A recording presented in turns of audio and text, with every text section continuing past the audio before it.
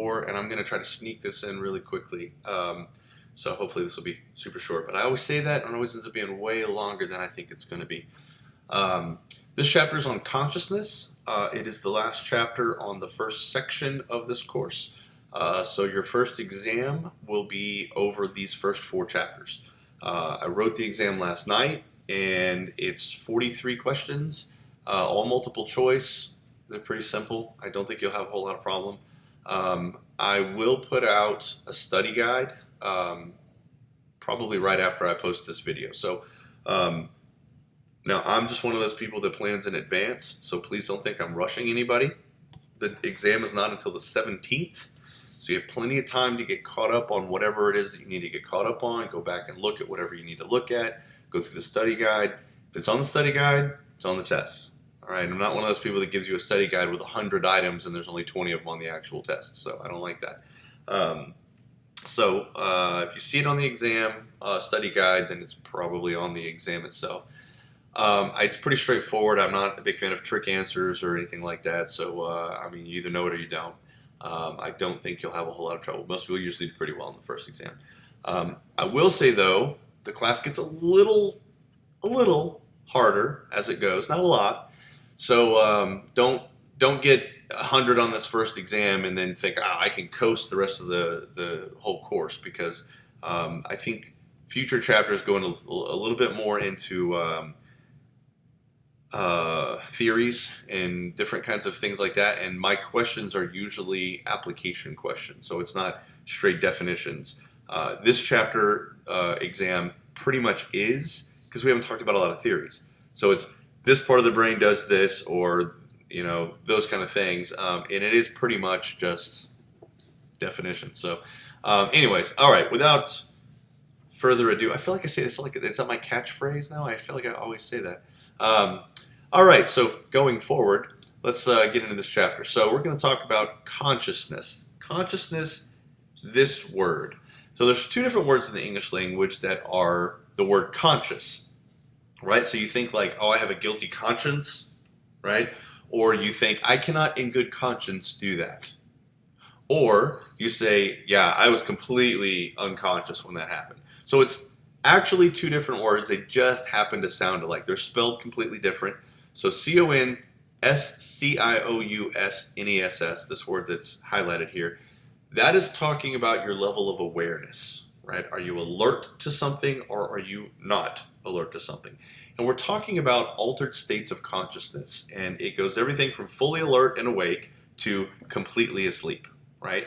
But there's shades of gray in the middle there that we're going to talk about just a little bit. So that is that word, and how that word is spelled, conscious or consciousness. The other word, when we think about, I cannot in good conscience do that, that is, it's actually a Freudian word, and it's dealing with a level of morality. And it's spelled differently. It's C-O-N and then the word science. So it's C-O-N-S-C-I-E-N-C-E. So it's spelled differently. It means something completely different. So don't interchange those words and think that they're synonyms, because they are, in fact, not. All right. So going forward, let's talk about consciousness. Consciousness is simply what I said. It's a state of awareness, both an internal state of awareness. Sometimes you feel like, you know what, I feel a cold coming on, right? Like I'm a little lethargic. My energy level is a little down. I feel a little physically weak. I think I might be coming down with something. That would be an internal consciousness. And then an external consciousness is like what's in this picture here. And I got to tell you a funny thing about this picture. I think I can do this. Look at this. I can only move it to there. That monkey thing is in the way. So I used this picture for years, and I thought that the thing about this picture was this was like a nature watcher that was looking for, animals or whatever. And the funny part is, the animal's behind you. You're not aware of it. It took me 2 years to realize what she's doing here. Finally, I noticed she's holding this toilet paper, and I was like, looks like she's holding toilet paper. And then I noticed her pants are down. I didn't even notice that for like 2 years, because I'm not looking at the picture, right? I throw the picture on the screen is behind me, I'm looking at the class, I'm talking about the class is looking at the picture. I didn't put it together until I just happened to look. And then it says, if she hasn't, she soon will. I thought it meant if she hasn't seen an animal, she soon will. No, it's talking about if she hasn't done her business, she soon will, right?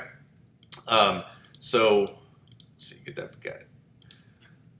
Perfectly illustrating the point, accidentally though. I was not externally aware of the meaning of this picture. I just thought it was kind of funny because I've actually been on African safaris before, and I know how easy it is to miss something that's like that. And so it kind of hit home for me on that point. So I was like, yeah, I'll use that. But we can be internally aware of things. We can be externally aware of our surroundings. I know that being a police officer, and I know you guys get sick of hearing about that, sorry, but I talk about what I know. Being a police officer trains you to be hypervigilant. Hypervigilant. I mean, every little detail matters. I remember going to a seminar one time that was put on by the ATF, Bureau of Alcohol, Tobacco, and Firearms, and they put on a thing on how to spot somebody carrying a concealed weapon, which I thought was funny because by definition, if it's concealed, you can't see it. So how do you see something that's unseeable, right? But that was what they named it, and they showed a video, and they said, it was like a big gang fight, and they said, who in this video had a gun? And we're like, nobody. They said, watch it again. So now we know what to look for. So we watched it a second time, and I'm looking at waistbands, and I'm looking, nothing. I'm thinking maybe a shirt flew up for just a second. You could see it, right? Nothing. Showed it a third time. And I'm thinking, well, I already looked at waistbands. I didn't see that, so I don't know what else to watch. Hands, faces, I don't know. So, again, 3 strikes. Nobody really found it. So the agent that was putting on the seminar showed us again, and he paused it, and he said, look at this guy right here. And this guy was wearing a windbreaker, and one side was hanging down significantly lower than the other side. Something was in that pocket that was pretty heavy. Not a set of keys or even a cell phone. I mean, it was pretty significantly different. And when I say significantly different, we're talking about the bottom of his jacket was about that different. Significant in the form of if it was a phone, it probably would be the same. So it's significant, but we're still only talking about a 3/4 of an inch, right? Being a police officer and going to trainings like that, making you hyper aware of your surroundings, it starts making you what they call hypervigilant. And that hypervigilance sort of takes over. And I don't know how many times I have been asked this, but I mean, and I feel like I'm being rude, and I don't mean to be, but if I'm sitting in a restaurant, I'm having dinner with somebody or lunch or whatever, every single time the door opens, I glance over at it. Every single time. And I don't do it, I'm not like conscious that I'm doing it, but I am that tuned into my external surroundings, which is really weird that I missed that detail in that picture because I'm very detail oriented. But if I'm talking to somebody and somebody comes in, I have to scan over there because in my mind, what if it's a person in a ski mask, right? What if it's a person with a shotgun? Like I need to know what's going on. I kind of have a running total of people in the restaurant. In my head, I kind of scan the room before I sit down. I look, is there going to be any issues? Are there going to be any problems? Is there anybody that looks fishy or out of place or whatever? I'm just always tuned into that. Now, you could argue that it's unnecessary, and it probably is, but one time, here's a story for you. I was walking into a CVS, and as I went to walk into the CVS, there was a guy that was standing outside, just kind of chilling, not typically something that you see, but it's also something that's not so uncommon that it's out of place per se. But as I was walking up, he looked at me, and he looked in the window, and he looked at me again. It was very subtle, and it was very quick. And my thought was, that's not a particularly normal thing to do, right? If you're standing outside, if you're a homeless guy, this guy looked like one, if you're a homeless guy and somebody walks in, you might look at them thinking, maybe this person will give me some change, or I can say, hey, can you buy me some food or something like that, right? So maybe they look at you. It's not particularly uncommon for them to be standing outside and look inside the store, right? Maybe they're looking for their friend and see if their friend is done checking out yet. I don't know. But that's not what happened. He looked at me, then he looked in the store, but then he looked at me again. And it was the sequence of things that he did that made my brain think, what if he's looking at me to size me up? Is this guy going to pose a problem?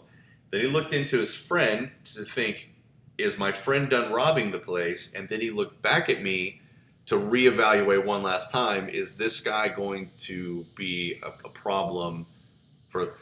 I know that sounds far-fetched, but I swear on my children, this is a true story, that's exactly what it was.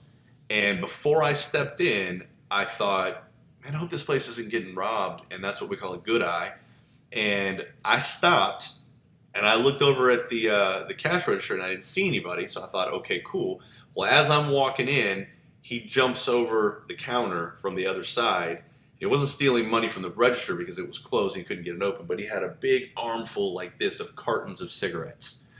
And he, ran out, tried to run out, but yeah, I was able to, because I was aware of it and I saw it coming, I was able to tackle him and hold him until the police got there, and they ended up taking him. He had actually hit 2 other stores before that, and he beat the crap out of the cashier. So we're talking an armed robbery. One of them, I think he had a weapon. I heard that it was an armed robbery for one instance. But anyway, I know I'm bragging a little bit, but I was pretty proud of that.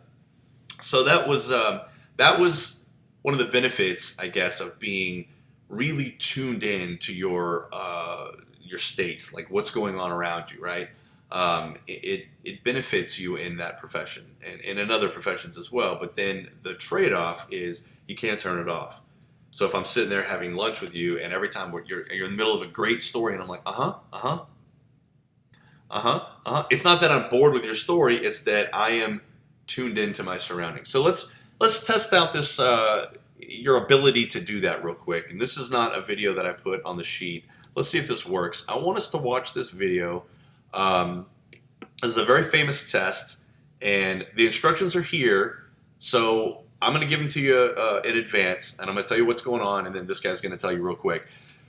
So what's happening here is there's a circle of students that are bouncing a basketball back and forth to each other, all right? And there's 2 basketballs going, so it's kind of a lot of chaos, and they're moving around. So they're moving, and they're doing basketballs, and it's happening at the same time. So you need to focus on the number of bounces that the balls make. So let's see if you can do that. And when it starts, it just starts, by the way.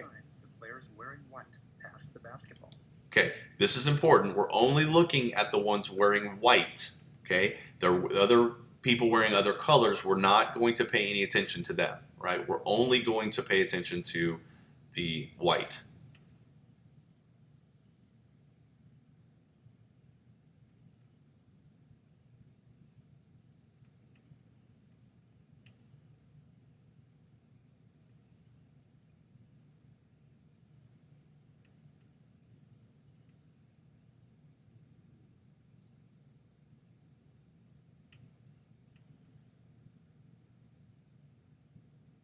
How many passes did you count?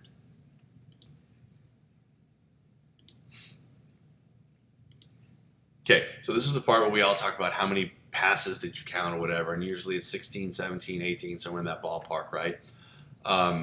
Did anybody notice anything weird? Did anybody notice halfway through that video a gorilla walked into the screen, waved, beat his chest, and then casually walked back out? Now, some of you noticed it, all right? That's good. Others are like, what is this guy talking about? That was no gorilla. Look, I'm just going to rewind it to right about here.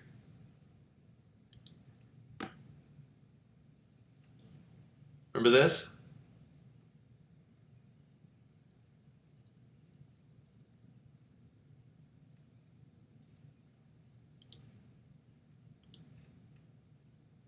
Anybody missed that? Don't be embarrassed if you did. I'm not afraid to say I actually did not see that. Because whenever this video was first shown to me, this is a very famous video, by the way. When it was first showed to me, they built it up and they said there is very few people that ever count the number of passes correctly. It's just so much going on, you almost can't keep up. So they really just spent a lot of time harping on that, saying it can't be done, nobody ever gets it right. So I'm just a very competitive person, and I was like, I am going to get this right. And so I'm like ready, I'm focused, and they said, we're gonna start the video, start, and I'm watching the basketball, and my eyes never left that basketball. So because of the buildup, I was sort of hyper focused on the basketball and getting it right and winning the contest or whatever, and I missed what was going on around it. So so what we're talking about here is your state of awareness, right? And again, as I said before, it's viewed on a continuum, right? You can be super focused. You can be, I wasn't really too much paying attention. You could be, I wasn't paying attention at all. So we have fully awake, daydreaming, like you're awake, right? You heard what I said. Has anybody ever asked you a question and you're like, oh, what? And as soon as you say what, you realize they've actually asked you that question 2 or 3 times? But for whatever reason, your brain didn't clue in. So the first time they asked, it just, whatever, you're still daydreaming. Then they asked it a second time, maybe with a little more force behind the question. And you're like, hey, I think somebody might be talking to you. So then you start sort of zoning back in a little bit. And then they ask it a third time. And that's whenever you go back into memory and you're like, oh, they asked this, like, they were talking to me. Oh, I'm sorry. Yeah, I was daydreaming. So that's kind of what I'm talking about. And then, of course, intoxicated, that's another level of consciousness. And then, of course, being asleep. And then there's different levels of being asleep. You can be in a light sleep, and you're still a little bit aware of your surroundings. Have you ever had I had a dream one time that in my dream there was there was a truck that was backing up.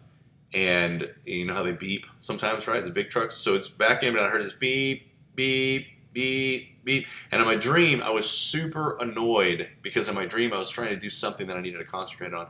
Finally, I woke up and realized that was my alarm clock that was beeping like that, right? And I thought that was really bizarre. And I sat there and I thought about that for a while. And I'm like, how can my brain hear this auditory stimulus knowing that that's an alarm clock and it should wake me up? And instead of that happening, it just factored it into a dream that I was having and then allowed me to continue sleeping.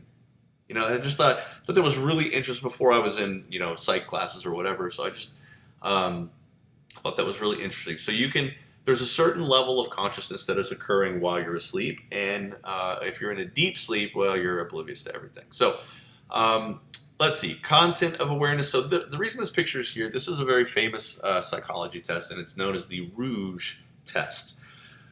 So what they did was they put on a chimpanzee. They put actually they first started with a little girl, and they put red makeup, red rouge, on the tip of their nose, and then they put a mirror in front of them.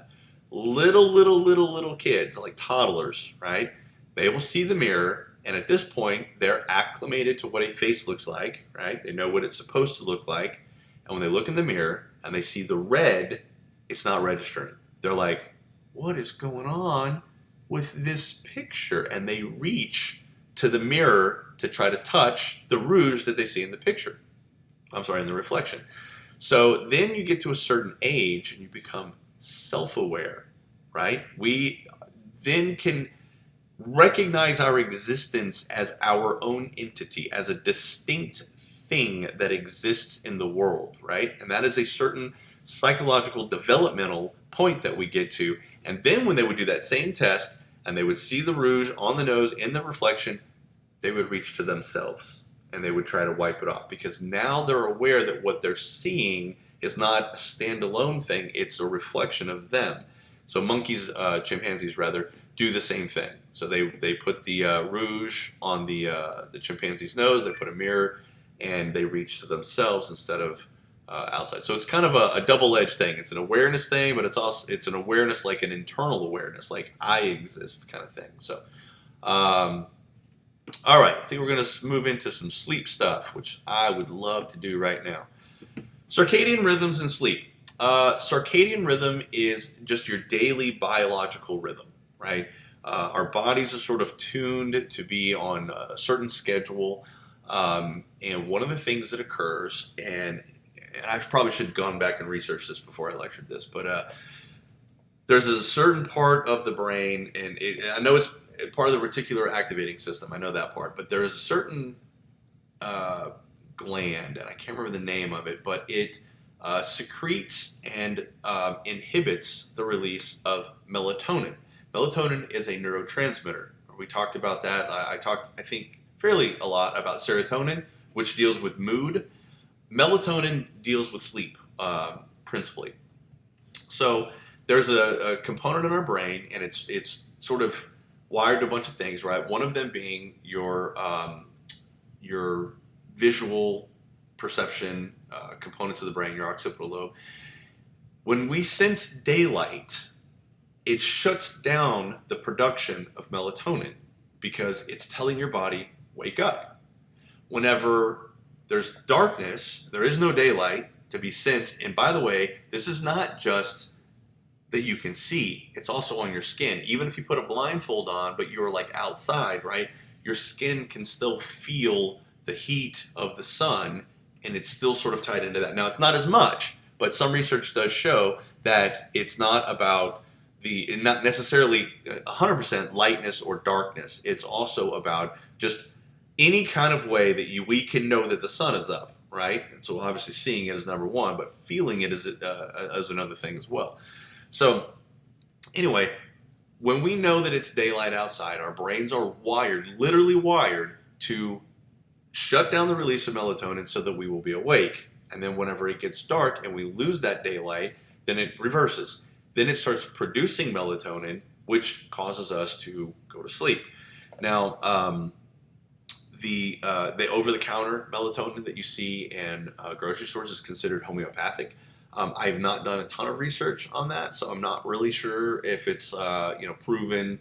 Well, I know some of that homeopathic stuff is kind of whatever, but I know that whenever my son was really, really young, he's 13 now, when he was super, super young, that poor kid would try his best to go to sleep, and he just could not fall asleep.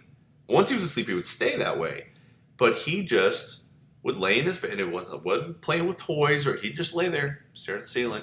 His brain is like mine. It goes a million miles an hour, and he can't count sheep because that stuff doesn't work. I mean, he'll go through lists and go through boring things and think through scenarios and daydream and do all that, and his brain is just constantly firing off, and he couldn't go to sleep. So that we started giving him melatonin, and actually that worked really well for him. If he took melatonin, he would go to sleep right away. I've played around with it a little bit. I sometimes have trouble falling asleep, and I've played around with it. Doesn't do anything for me. So to each their own. Works for some, not for others, apparently. Maybe it's a psychological thing, a placebo, but how do you say that? Because he was 3 and he didn't know. So daylight can affect sleep patterns. You'll see in places like Alaska where it's dark like pretty much all the time, right? There's a certain season where basically it's just like dusk for 24 hours for months at a time. And if you look at their levels of depression, it's very, very high, way higher than the norm. And a lot of people attribute that to what's called seasonal affective disorder. So in seasonal affective disorder, right, the days are slightly shorter, the nights are slightly longer, and some people are like hypersensitive to that. So that little bit of fluctuation in loss of daytime light and what's it called? Daylight savings time. Daylight savings time affects that. And some people are dramatically affected by even a loss of an hour. That one little bit of sleep makes a huge difference in their overall mood. I think it's funny, by the way, that seasonal affective disorder, which is a depression, it has the acronym SAD. Sad. Like, how ironic is that, right? All right, let's talk about sleep, shift work sleep disorder. I have only worked an overnight shift once in my life. When I first started the police department, I had to work what we call deep nights from midnight to 8 a.m. And I only had to do it for about 8 weeks. I hated everything about it. After the first couple of hours, I mean, you got a little action from like until about 3 a.m. Even at 3, I mean, even the bad guys go to sleep, right? So 3 a.m. to 8 a.m., there is nothing happening. So it's boring. All the food places are closed. There's no place to go to eat. I mean, you got McDonald's and Whataburger. That's about, and maybe Taco Bell. Those are about your only options. None of them good, right? Or maybe Denny's. I went to Denny's a lot. But yeah, I didn't like it for the work, but I also didn't like the sleep I could not really ever get adjusted to it. And granted, 8 weeks is not very long, but it just sucked. So at the time, I was married, and my ex mother in law, who was an absolutely batshit crazy woman, she works the night shift as a labor and delivery nurse. And she, God bless her, she had been doing it for a long time. And it was starting to affect her because she had my youngest sister-in-law was very young, still in high school, actually barely in. I think she was a freshman. So she would go to work at 7 at night and get up at 7 in the morning. Or I'm sorry, her work shift was 7 at night to 7 in the morning. Then she would get home and she would get her kids up and get them off to school, get them ready for that. But then she had another kid that was at home. So he'd be home, so she would, deal with that, basically do mom stuff, right, for half a day. Then she'd catch a couple hours, like maybe 3 hours of sleep. And then it was time for her to get up and go get the kids from school. And then she's got to do dinner and she's got to do all that. And then she got to turn and go to work again. I was like, how do you do it? And I was amazed at first. And then I found out, oh, you don't do it. Like, you don't do it very well anyway. So she got fired after like 8 years of doing it. She got fired because she accidentally double medicated somebody. And it wasn't bad, but it could have been. So it's an immediate termination because she forgot to chart her meds. Then she got hired like a week later. Like, oh my God, like you bounce back quick. Week later, she gets hired and she asked for a day off and they told her okay, and they didn't write it on the board. So she just wrote it on the board. Even though that's a clear violation, only the charge nurse is allowed to touch the board. She knew that, been doing that forever, right? But she just thought, it's no big deal, I'll do it.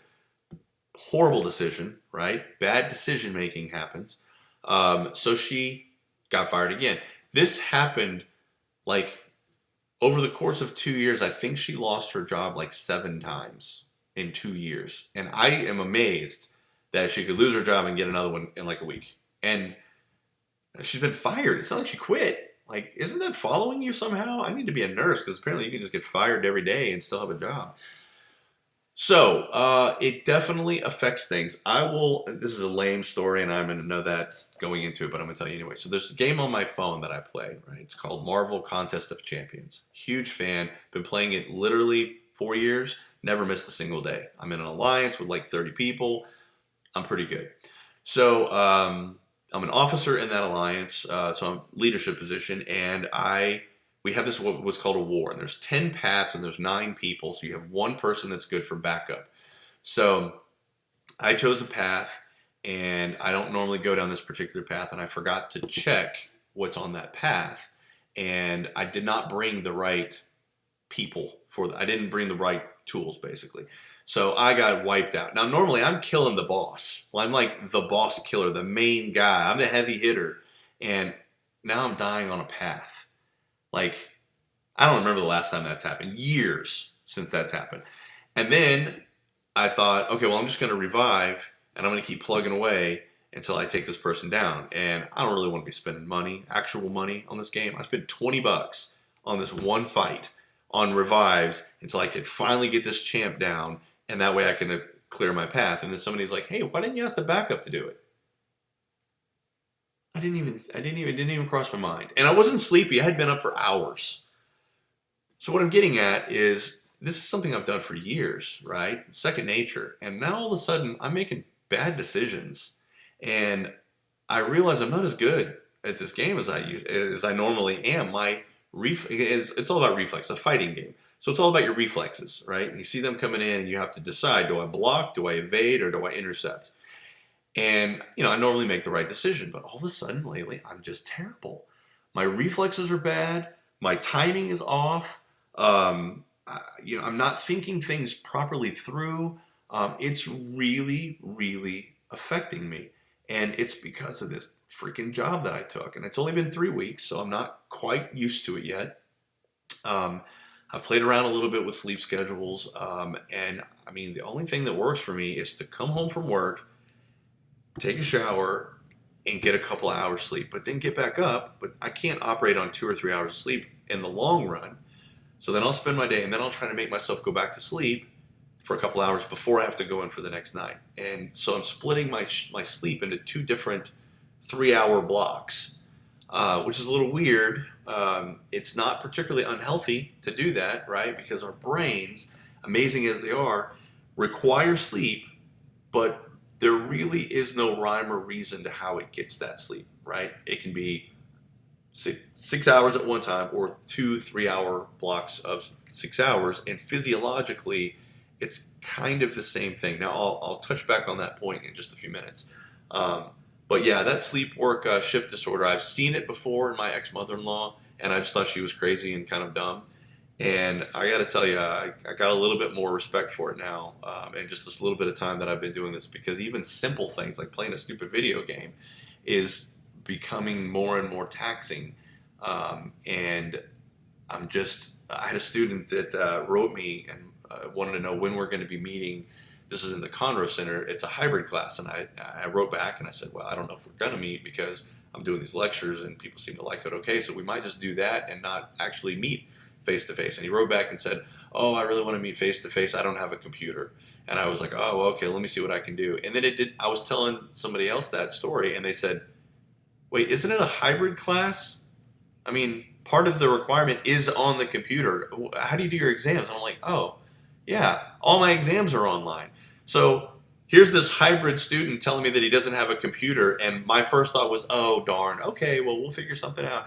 Didn't even dawn on me that, well, how are you going to take the exams? So again, it's just, you go through your life a certain level of intelligence and then something happens. It's almost like having a traumatic brain injury. All of a sudden, I'm just not functioning at the level that I'm used to functioning at, and I'm making dumb mistakes and silly mistakes, and man, I just don't recommend it to anybody. It's horrible. All right, jet lag. Anybody that's ever traveled, and I don't mean going from like here to Florida on a plane, all right, that's travel, but it's not the same thing. When you're going across time zones, there is something very real called jet lag. So when I worked for the government, I flew all over the world, and quite often, more so than I'd like to admit. And most of that was far east from here. I've also been to Africa a couple of times for job stuff. And the jet lag, the first time, man, it kicked my butt. I mean, I just couldn't get reacclimated to this time zone. We're talking like 8 hours, 9 hours difference. So it was almost like the shift work. It was just, you were weird. And somebody told me the simplest solution. When you board the plane, look at your clock, your watch, right? Whatever time it's going to be there, get on that time right now. So for instance, I get on a plane in Dallas at 7 o'clock at night that's going to go to London, and then there's a layover there for like an hour, and then from London to fly down to Nairobi in Kenya. So we're talking, I think it's 8 hours difference, somewhere in that ballpark. Maybe it's 10, I can't remember. Let's say it's 8. So if I get on the plane in Dallas, it's 7 o'clock at night. All right, as soon as I sit down on that plane, I'm setting my watch 8 hours forward.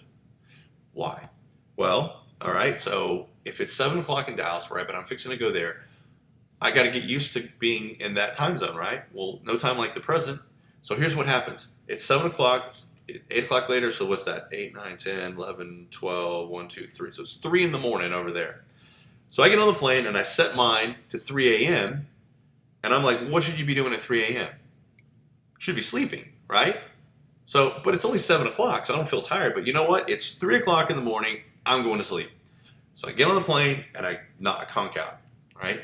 Now, flight's like forever long. You got all these layovers and all that kind of stuff, right? But when I get where I'm going, since I've been on that time for a while and I've changed my behaviors early, I'm ready to go. Everybody else on the plane, it's 7 o'clock. They stay up for hours and hours, then they go to sleep, then they wake up, and we get there, and it's like early in the morning, they haven't had any sleep. Or, they have to acclimate that. That's what jet lag is, essentially. So, the easiest way to beat jet lag is to simply get on that time as soon as you can and make your behaviors be whatever it is that is appropriate for that particular time. All right, and the next tier is insomnia. Insomnia everybody's heard of, and you think, oh, yeah, they can't sleep. Well, that's mostly true. There is actually different components to insomnia. It's not just the inability to fall asleep, it's also the inability to stay asleep.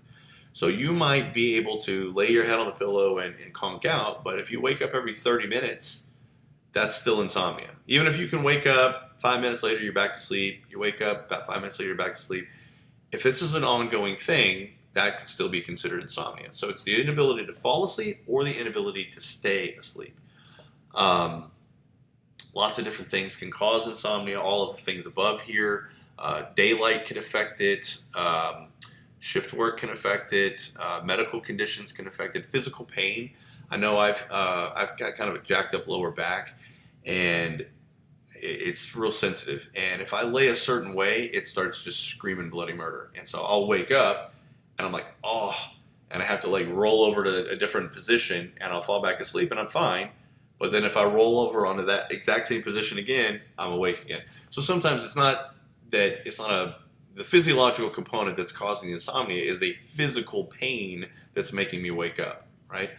Um, let's see, moving along. Why do we sleep? I'm not going to go into this a whole lot. I haven't done a lot of newer research on this, and I feel like the older research is a little too old to really go over it much. So there's a couple different theories. Again, they're theories because we don't really freaking know. It's just how we're wired, and we don't really understand why we're wired that way yet. The restorative theory of sleep is that being awake produces wear and tear on the body and brain, and sleep serves to restore both. So you're awake and you're running around and you're using energy reserves, right? Because you're doing things, right? So we need some downtime to build up those reserves again, right? Well, then the argument is, well, why can't we just have an even in and out flow? Like, like at my job, like we have receiving where we have packages that are coming in, and then we have the inbound people that go and stow those packages on the shelves, and then we have outbound people that pick them off the shelf, get them ready for customers. So it's like this constant circular movement, right? Where we have inflowing items that come in, and then they get stowed, and then they get picked, and then they outbound, and we never stop. It's a 24-hour operation, 12-hour shifts. We have a day crew and a night crew, and we do the same thing. We just continue it on. We don't have to like have a bunch of stuff coming in and then stop and then have a bunch of things going out, right? So that's the argument against this restorative theory of sleep, is that, well, why can't we just kind of constantly be building up energy as we're using energy? Why do we have to stop and restore it? That doesn't make a whole lot of sense. So again, don't really know. The circadian theory of sleep goes by many names. It's also been called the evolutionary theory, the adaptive theory. I can't wrap my head around this one, but basically, we don't have superior night vision. Sure, you can see a little bit of stuff when it's dark outside, but for instance, like owls and cats and things like that, they can see far better at night than we can. So in early days of humanity, all the dangerous animals were really nocturnal. Not all, but a vast majority of them. And the ones that were not necessarily nocturnal, like saber-toothed tigers, right? They may be operating during the day, but guess what? I can see it from pretty far away, and I know I better not go that direction. I'm going to go this way, right? So we are able to see dangers in advance and would steer clear from them, but at night, we're very limited in our field of vision. We simply can't see the dangers. And so because of that, our brain evolved to protect us from our external environment by basically finding a hole, a cave or something somewhere, and hiding and shutting down. And then we, can replete our energy and be safe while doing so. And then when we wake up, we're full of energy and we're fully conscious and aware of our external surroundings. It's a theory, I guess. If you want to talk about cavemen and saber-toothed tigers to explain sleep, sure. Just throwing a few things out there. Not really going to subscribe to either of these. All right, let's talk about stages of sleep quickly. There's something called REM sleep, REM sleep. REM stands for, not the band. It stands for, what is the band REM? What did that stand for? I remember hearing that one time. It was Rather's Extraordinary Musicians, and they were produced by Dan Rather, the media guy, the broadcaster, and nobody knew that for like the longest time. REM, I think that's what it stood for. Anyway, two types of sleep. Rapid eye movement is this REM, and if you want to be really creepy, if there's somebody that, a significant other or whatever, and you're sleeping together, and by that I mean actually sleeping, by the way, don't go complain on that statement. I'm actually talking about sleeping in proximity with one another. So they're sleeping and their eyes are closed. If you can manage to get them to sleep with the lights on so you can kind of see, right? And you get really close and you look at their their eyelid, sometimes you'll see it kind of wiggling, going back and forth just a little bit, right?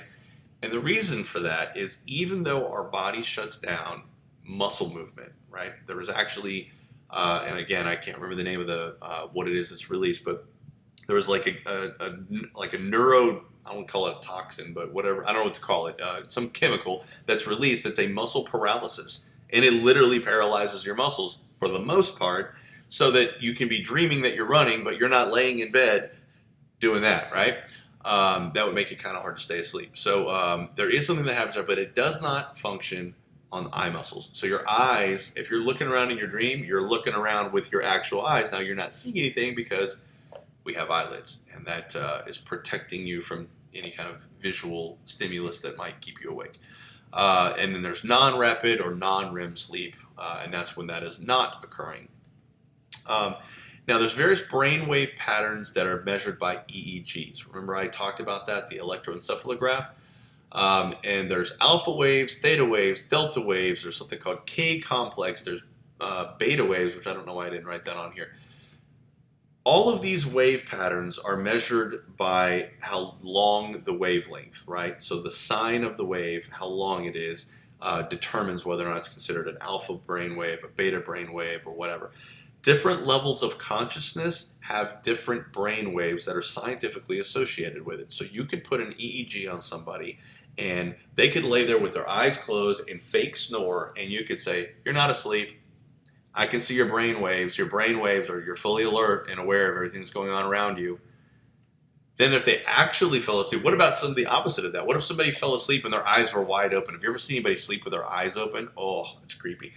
So they sleep and their eyes are open and they're snoring, but their eyes are still open, right? There was just a failure for their lids to close. They would still show to be asleep, even though it doesn't look, physically it doesn't look like they're asleep, but they are. So brain waves don't lie. When we look at brain wave patterns, we can tell whether or not a person is awake or asleep. This is one of my favorite words, and I don't know why. You ever have a word that you just hear and you're like, "Ooh, I like that," for like no real reason? A myoclonic jerk. I just thought that was the coolest thing. So when I was in high school, I used to sleep through most of my classes. They would just move too slowly for my taste. And one of the things that I did a lot, like pretty much every class period, and I hated this. It was so embarrassing for me. But I would put my head down to sleep. I don't know if you can see me, right? I put my head down to sleep, and then all of a sudden I'd go, and I would just like startle awake. And it's the weirdest thing because I wouldn't have a dream that I was falling or anything like that. Not necessarily, right? But I couldn't understand what was happening.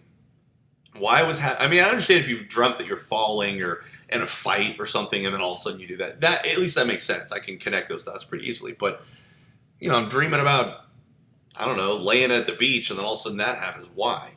So that is called a myoclonic jerk. And it's a sudden involuntary muscle spasm. And what happens is your reticular activating system of your brain, right, which monitors your heart rate, your breathing, all of that kind of stuff, right? Well, think about those things when you fart, when you start to sleep, right? When you fall asleep, what happens is your breathing rate goes down. Your sensory perception is cut dramatically down. Your heart rate slows down. Your temperature goes down just a little bit. What does all that sound like? It sounds like you're dying, right? All of a sudden, everything is fading to black. You don't see anything. You don't hear anything. You don't smell anything. All your senses are going away. And physiologically, everything slows down. So there's a part of your brain that's wired for self-preservation. And it says, "Oh my God, we're dying. Hit the alarms, hit the alarms." And it hits all the alarms, right? So neurons come flying out of your brain, right? Remember that action potential that comes down that axon? Comes flying out of your brain, and it goes everywhere, and everything is on all points alert, right? So everybody's like, "Wah!" And then suddenly you become aware and alert. You're now conscious, and you realize what just happened. I was asleep and I woke up. I'm not dying, right? No need for an adrenaline dump, no need for any of that kind of stuff, right? I just woke up from sleep. That's all that was. And you're like, oh. And almost in an instant, you kind of figure that out and then go, oh, God, whatever. And you go right back to sleep, right? So that is called a myoclonic jerk. Sometimes it happens whenever you're wide awake. You ever been laying there and you're wide awake, but you're starting to kind of doze, and then all of a sudden your leg kind of jerks out and kicks? That happens to me a lot. Now, I told you before, I have trouble falling asleep sometimes, and I've been a jiu-jitsu guy for a really long time. So one of the drills that I'll do is I'll kind of go through drills in my head to put myself to sleep. And so I'll be thinking like, the steps of like doing a certain reversal or whatever. And I play through, the jiu-jitsu match. And I'm like, okay, if you have a guy that's side mount, then what you can do is, so you want to, hip escape, you want to turn. And I'm thinking of these things because it's boring enough. When you're not doing it, it's boring, and it helps me fall asleep. But the problem with that is I'm thinking about physical activity. And so if I think, and then you have to like jerk your way over here, sometimes that actually happens. I'm almost asleep and my brain gets confused about what it's thinking versus what it's doing. And all of a sudden it sends that muscle nerve impulse, and boom, next thing you know, I'm kicking whoever's laying next to me. Sorry about that. All right, so I like this word quite a bit as well. A hypnagogic hallucination. Hypnagogic. I just think that sounds cool. I don't know why. So hypnagogic or hallucinations are that period that's the gray area in between being awake and being asleep. That's the simplest way to put it, right? At this point, you have sleep paralysis, so you're not moving, right? Visual and auditory hallucinations. This is where you see and hear stuff still. Like I still recognize that the TV is going on, or that somebody is still talking or whatever. Like you still are aware of that, but you're not at all tuned into it. You have no cognitive appraisal of that input. You're aware that it exists, but you're not. It's like the difference between hearing someone and listening to them, right? So you might be hearing me, but if you're playing a game on your phone right now thinking I'm going to do this while I listen to this lecture, and then you realize I don't know what he's been talking about for the last 5 minutes, you were hearing me. You just weren't listening, right? So what I'm saying, the difference is there is something physical that happens about hearing. You can perceive, and we'll talk about this in another chapter, but you can perceive that input, but you're not cognitively processing it. So that's the state of sleep. So you can see and you can hear all the different surrounding noises, but you can't cognitively do anything with it. So that's this hypnagogic hallucination. Now, lucid dreaming, I've only had one in my entire life, and it sounds like something that would be super fun if you could ever learn to control it. But lucid dreaming is where you're actually in a dream and you're able to control what happens. 99% of the time, when you're dreaming, you're kind of just a bystander watching kind of a movie of events. Even if it's you in the dream, you're like watching yourself do whatever it is, but you don't really have a lot of control, right? So think about all the times you've had dreams where you've like been chased or whatever. Do you ever like stop and turn around and put your hands up and be like, I ain't running anymore? It doesn't usually happen, right? Normally you run and run and run and run and run until you get startled enough that you wake up. So a lucid dream is actually you controlling the action. When I was a little kid, I had a shirt that was this collage picture of all the X-Men. And again, in order to make myself fall asleep, sometimes I would lay there and I would hold the shirt up and I would look at all the different characters and I would kind of rehearse to myself their name, their power, their secret identity if they had one, what affiliation they were with, if they were an X-Men or an Avenger or X-Force or any of those kind of things. And I mean, just whatever I could do to try to slow my mind down and focus on just one thing so that I could actually fall asleep. Well, I had a dream, and then in my dream, I had all of their powers.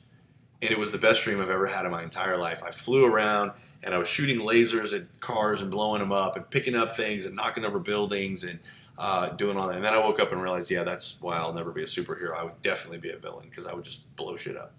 But anyway, that's a lucid dream, and a hypnagogic hallucination again is that period of not quite fully asleep, but not quite fully awake. And I believe it's got its own brave brainwave length, and it's very quick in duration. You go from being awake to being this state, doesn't last for very long, and then you go to being asleep, and then you go through the different stages of sleep. So sleep happens cyclically through 4 stages that are measured by these different brainwave activities. The first half of your sleep is mostly non-REM. The second half of your sleep is mostly REM. So it takes a little while to get that REM sleep actually kicked in. Now the thing about it is the REM sleep is that really restful sleep. When you wake up and you feel really refreshed, you had a lot of REM sleep. Sometimes you wake up and you don't really feel like you're that refreshed.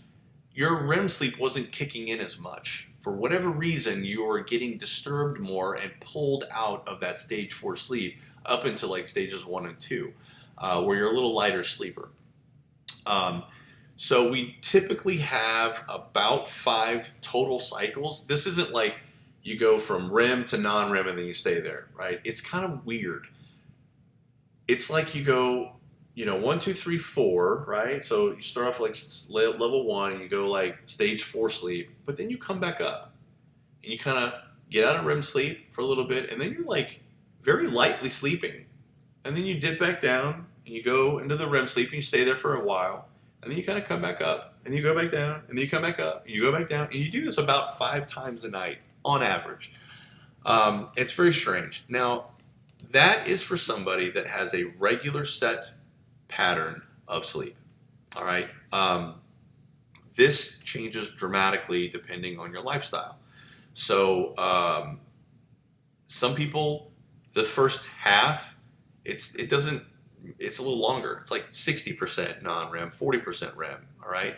It depends on your stress levels. That makes a big difference. It depends on your physical fitness. It depends on your diet. All of these things can change your sleep stages to some extent.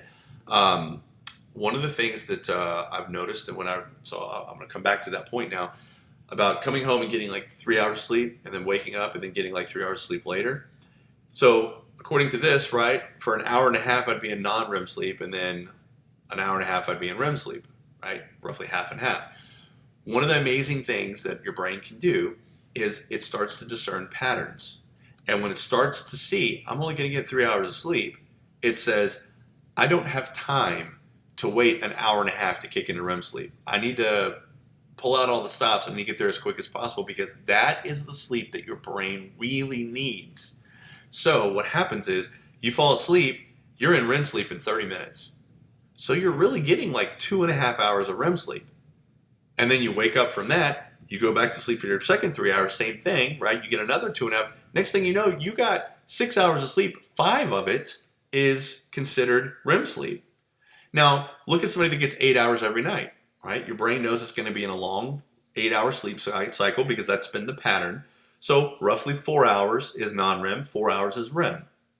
So that person that gets 8 hours sleep every night, uninterrupted, is getting 4 hours of REM sleep. The 2 3-hour blocks actually getting 5 hours of REM sleep. So there's some research that shows that splitting your sleep cycle up might be the way to go. There's famously, and I don't know how anybody would know this, but I want to say it was Leonardo da Vinci. It might have been Michelangelo. I always get them mixed up. One of them used to sleep for 30 minutes like every 3 hours or something like that. They had some weird thing where they just took naps, but like would work through the night and also work through the day and just make themselves take these little naps. And that worked for them apparently. So this is very individualized. It definitely, there's a lot of factors that come into play here. Most people do have some sort of discernible pattern, whatever that might be. But yeah, that's pretty much sleep. Let's talk about deprivation. All right.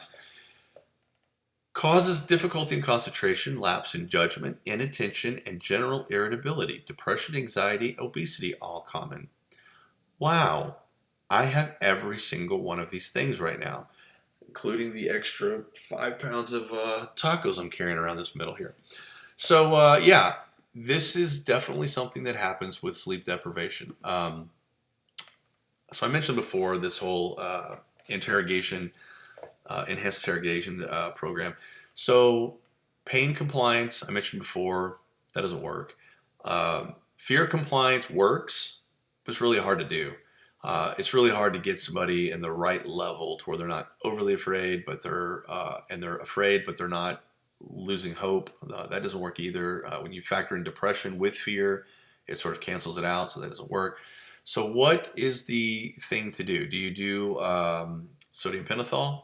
That's truth serum. No, that's in the movies. They try to make that happen, and it does lower inhibition a little bit. It's almost like being drunk. You ask somebody that's had a few beers, something that's personal, deeply personal. Would they tell you? Some might. Others would not. Others would still retain the ability to lie, even though they're super drunk. So can't really rely on that either. So what is the best thing to get people that don't want to talk to talk? Sleep deprivation. Sleep deprivation is powerful. And I'm kind of skipping to the end. Obviously, that's what I want to talk about the most. But there's an argument: is it ethical to deprive somebody of sleep? One side of the coin where you're not hurting them physically, so it's not bad. You're kind of hurting them psychologically, maybe emotionally, but physiologically, yeah, there's no harm necessarily. Now, can you die from sleep deprivation? Do you think? You can. It's very rare because your body will make itself sleep no matter what the conditions. It is unbelievable the external environment that you are able to sleep in once you get to the level that sleep is that important. It's almost like eating, right? Like if I told you to eat this plate of worms, nope. Now, if you're stranded in the woods for, a month and a half and you literally have not had a single bite of food, you might actually consider that. So it's like that. It's when your body needs something, right? You start to reevaluate what you can and can't do, what you will or won't do. So there's something called microsleeps that happen. I'm going to show you a video of it in just a second. And this sleep it's an episode of sleep that lasts anywhere from just a fraction of a second to roughly 10 seconds. And if you looked at their EEG while somebody that's active and alert and everything, and they have a microsleep, you will see a sudden change in their brainwave pattern on the EEG that reflects theta waves, which is a loss of consciousness. If you have theta waves, that's when your perceptions are all shut down. And it's replaced with alpha waves, which are being awake. So this is you going to sleep and coming back out again. And it happens in literally, somebody can be talking and then just... Anyway, that could be a microsleep. Our brain needs that restorative sleep so bad that it's willing to basically just steal it for a couple of seconds at a time, and there's nothing you can do about it. People will fall asleep that have their arms chained up, right? Feet barely touching the ground, cold, shivering, or the opposite, just profusely sweating and hot, and hanging from their wrists, cutting into their wrists, bleeding all down their arms. They're sound asleep. Now, it won't happen on day one, won't happen on day two, but eventually it will happen. And when you put somebody in that level of sleep deprivation, and then you show them a nice, comfortable bed with clean sheets, yeah, people start talking. So, is this unethical? I guess everybody's entitled to their own opinion on this. I guess it depends on why you're doing it, and what they know that you think is of value. But let's see. Last thing here is the couple of sciencey stuff. The prefrontal cortex, which again, frontal lobe, prefrontal cortex. That's the very, very front, right? That has to do with the coordination of thought processing. It's even more active when you're sleep deprived, but your temporal lobes over here, which is language perception, it's almost completely inactive.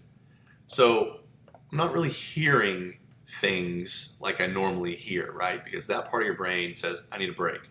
The parietal lobe, which is this one up here, right? The integration of sensory input, right? The parietal lobe is kind of in between the occipital lobe and the temporal lobe. That's the vision and hearing. respectively. The parietal lobe kind of puts all that sensory information together and makes it more digestible for your cognition to think it through, comes highly active. So now all of a sudden you've got different parts of your brain. This goes back to that brain lateralization that I was talking about, where parts of your brain that normally do something basically go on strike and say, nope, going to sleep.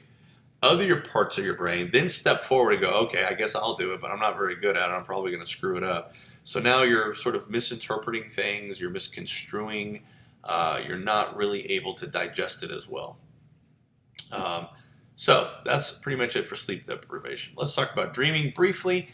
Sigmund Freud, he's my guy. He gained notoriety with his book called The Interpretation of Dreams. That's a short version of the title.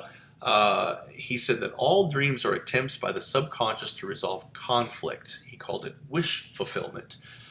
He said that images sometimes are deemed just simply too unruly.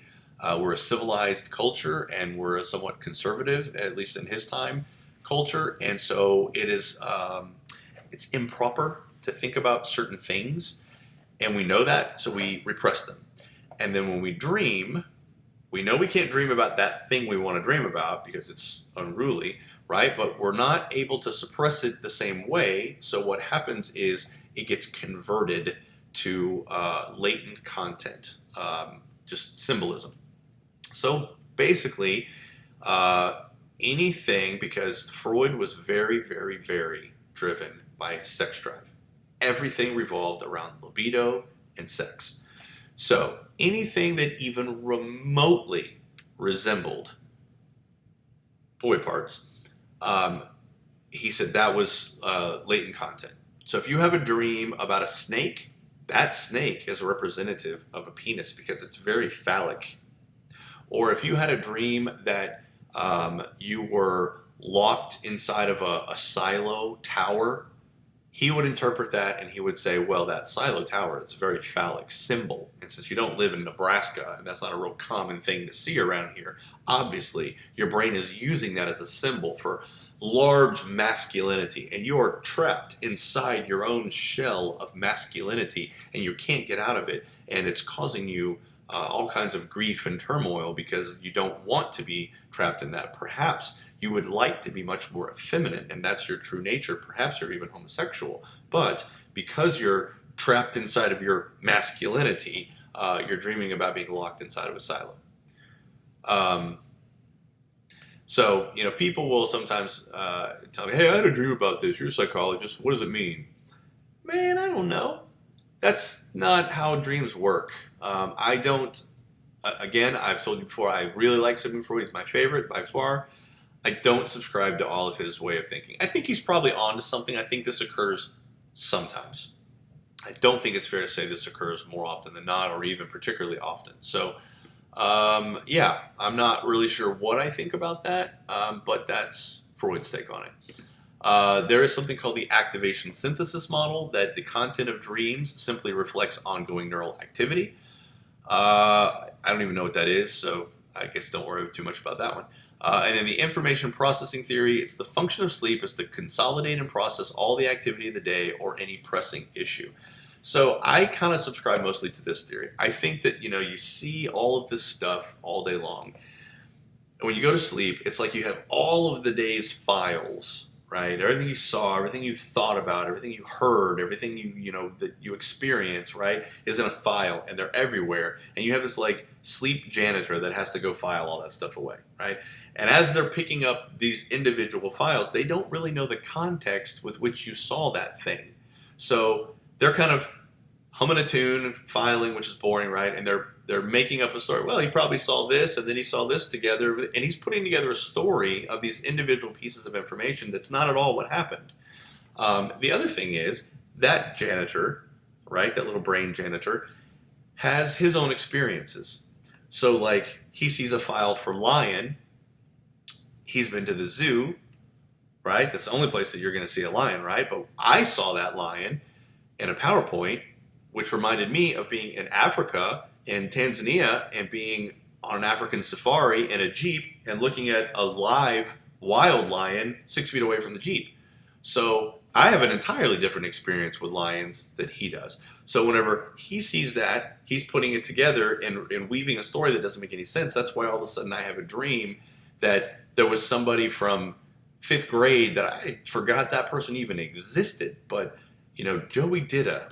I remember in T-ball, he went to field a foul ball and it hit a clump of dirt right in front of his glove and it popped up and hit him in the nose and gave him a bloody nose. It's the first time I ever saw blood in my entire life. I thought I was going to die. I forgot Joey Ditta even existed, but I was watching this movie. This guy got punched in the nose and he had a really bad bloody nose. And I remember thinking like, damn, that's a lot of blood for a nose. And then I went to sleep and I had this dream about Joey Ditta, this like old memory from like way back ago, because when that janitor saw bloody nose, that was a file, right, from an experience that I had that day because of this movie. And he's like, oh yeah, I knew a guy named Joey Ditta. And all of a sudden, because that janitor is really me, right? Am I making any sense? Maybe not. Sleep deprivation. All right, so that's the information processing theory. I think I like this one the most, but it's, we don't know. It's just a guess. All right, moving along here.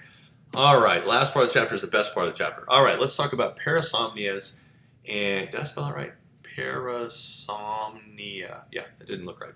Parasomnia and sleep disorders. So let's watch this video, and I'm going to ask you if this little boy is having a nightmare, or if he's awake, or if he's asleep. Come here, bud. What's wrong? Huh?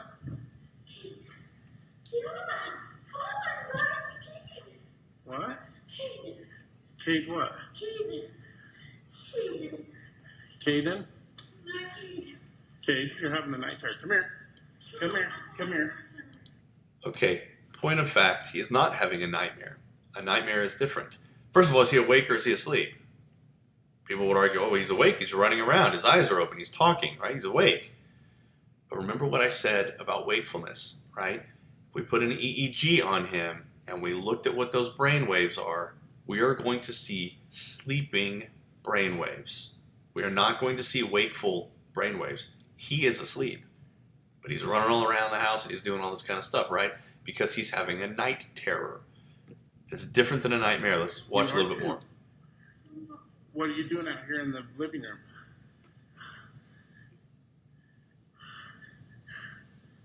Hey, Kate, look at me. Look at me. Come here. Do you remember you told me to videotape you when you have a night terror? Huh? Hey, wake up. Wake up, bud. Huh? Sit down and wake up. What? I'm hungry. No, you're not. Where did we eat dinner? I'm so hungry. Right there.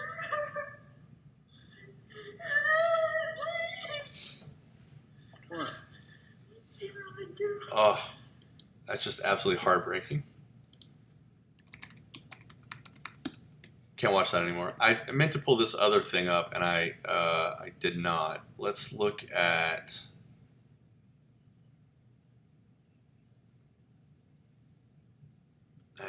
I'm going to talk while I'm looking for it. There's a couple of night terror videos that are... actually, let me do a search for violent.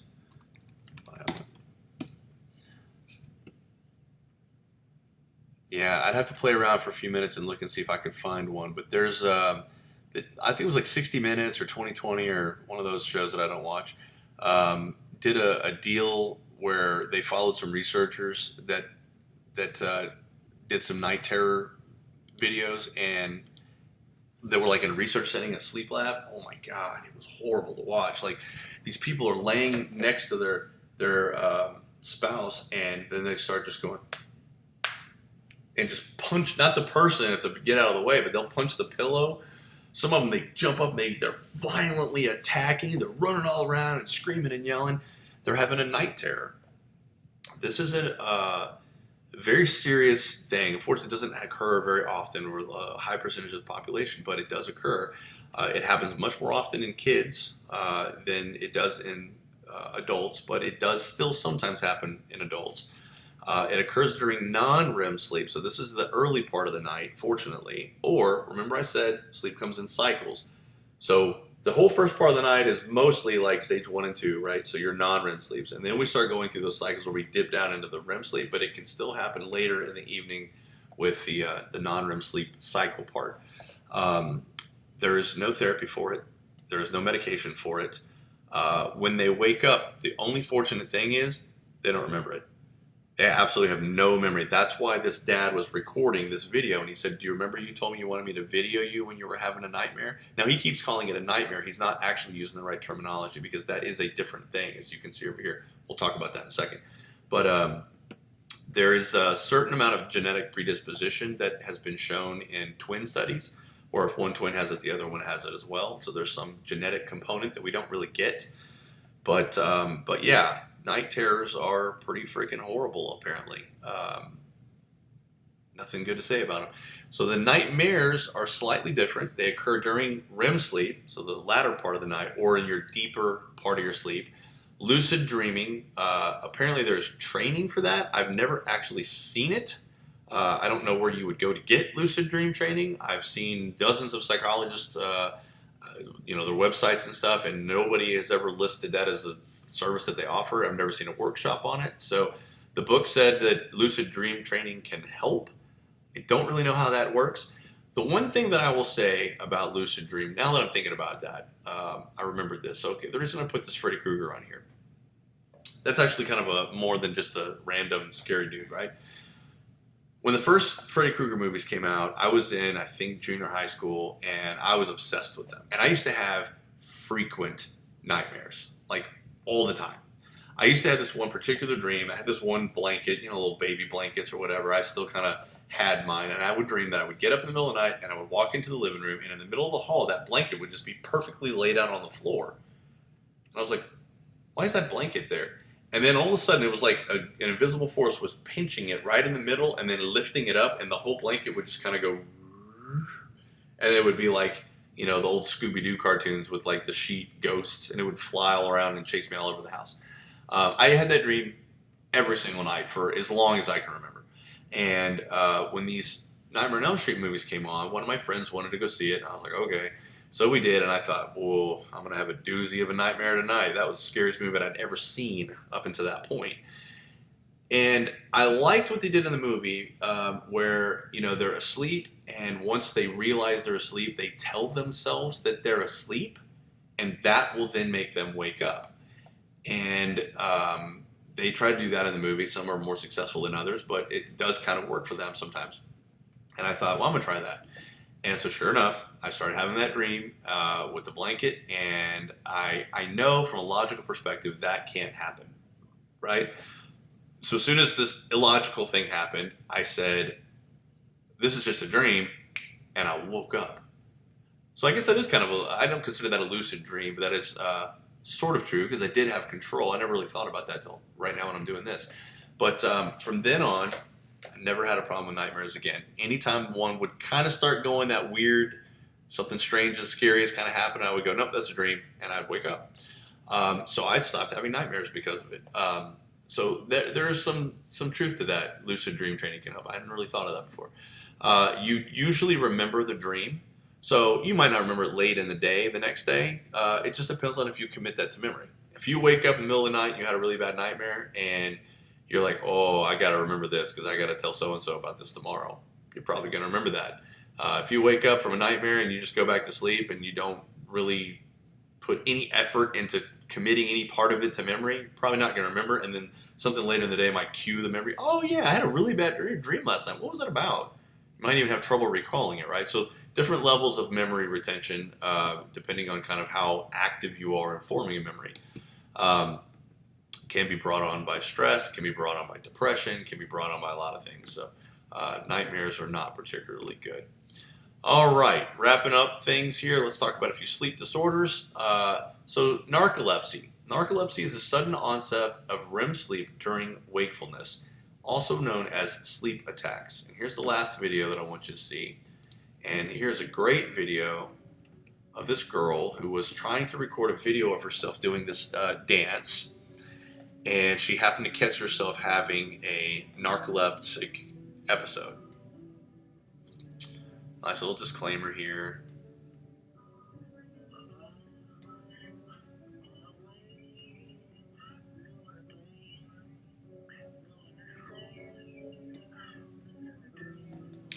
to skip this a little bit. All right, so she's doing the dance, and then watch this. Bam! Cataplexy. Remember that muscle paralysis that I talked about? Her body just kicked that in. And her brain is going, hey, what just happened? And she's asleep.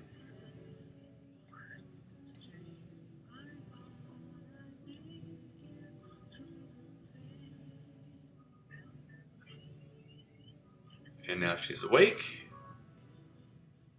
And now she's asleep. And now she's awake. You can see that she's actively trying to fight it.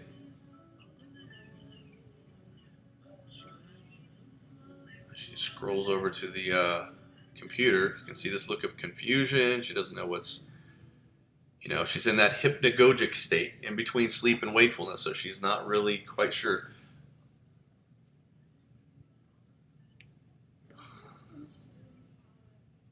So now she's a little more tuned into this, and she knows it's a kind of that time, so it might happen again, and she feels it coming. She's able to fight it off just a little bit.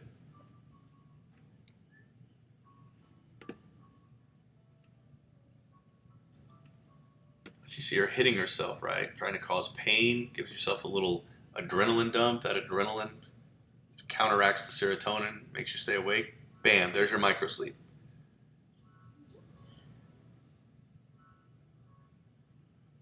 Now she's getting emotional because she's very frustrated, understandably.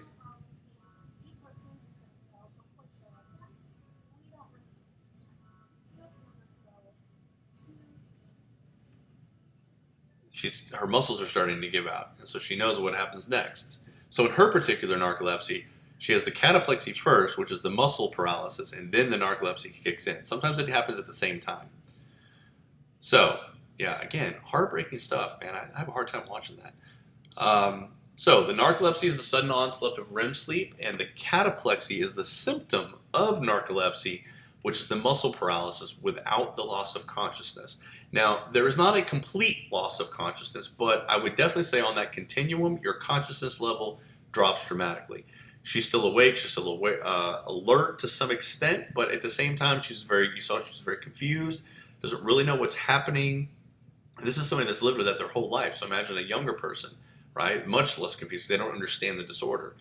She's old enough that she probably just understands it. I had a case one time with, and I hadn't heard of this before. I didn't know this existed. I had a case of a car that had the freeway kind of went up and it started to kind of curve to the left, and this car just kept going straight off the side of the freeway, and it was before the guardrail started, so they went down an embankment, and then there happened to be houses that were backed up across a small patch of kind of a field, and they collided into a tree, and they died. And they weren't going super fast, but I guess it was just enough of an impact that they were killed. So we just assumed that it was a medical thing. We thought, well, this guy probably had a heart attack. And if it's not that, then it's a drunk driver. He got drunk, passed out, fell asleep. It's got to be that. Because if he'd just fallen asleep regular, right, it would have woken him up. I mean, he went off the road, through bumpy grass, all of that, went through a fence, and then hit a tree. I mean, who sleeps through all of that? I have fallen asleep driving before. And as soon as I hit the little thing on the shoulder, little serrations, they go, I'm like, whoa, that's why they put those there. Boom, wakes me back up, right? Well, it turns out the tox report came back, and he had not been drinking, and it was not a blood sugar thing. He was not diabetic. He didn't go into a diabetic coma or seizure, but he was narcoleptic. He was not supposed to be driving for that very reason. So he did fall asleep, and unfortunately for him, he was not able to regain control in time to save himself. So,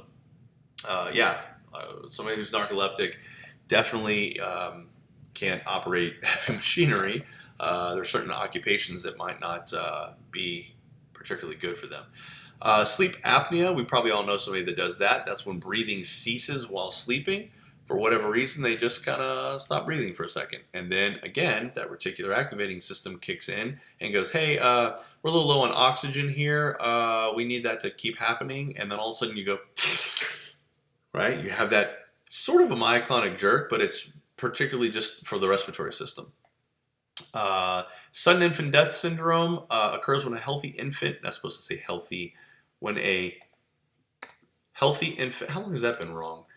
When a healthy infant dies in their sleep.